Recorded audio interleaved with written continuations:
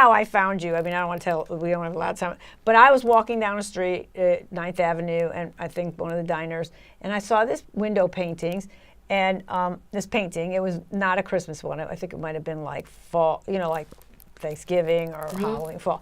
So I was like, wow, you know, these are pretty amazing. And then I was like, I wonder who does these. And then in the corner, I saw the Paint the Town. And I said, well, I got to try to remember that. And so months or so went by. I was like, okay, let me look it up.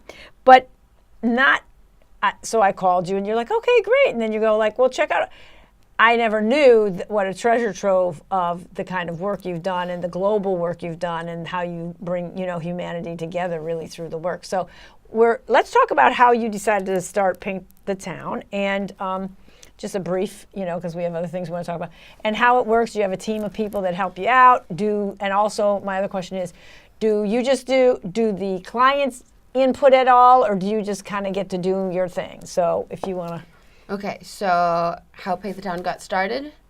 When I decided that I had to give it a go at being an artist, I made this sort of pact with myself that I would only take work that pertained to art in some way, some form, which led to a lot of interesting jobs, actually. But my first foray into that was face painting in Central Park. I was walking through Central Park. I saw someone with a sign painting faces, and I thought I could do that. And so I sat there by the carousel every day for a while after I got fired from waitressing, and I was making okay money, and I was so thrilled. I was so relieved because I felt so desperate before and how I was going to survive in New York, making money through art. And then winter came, and I realized quickly that I couldn't do that year round, and then I was in despair again.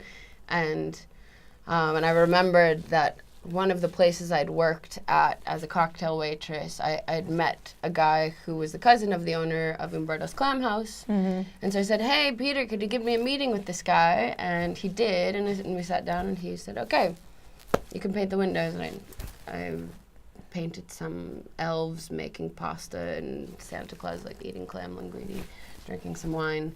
And then the owner of Cafe Roma across the street, and this is in Little Italy, and the Italians, they like to do everything together. He came over for lunch, and he said, hey, could you paint my windows tomorrow?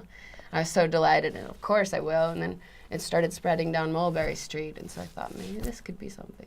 So that's how we did the window paintings. That's so great, because they're wonderful.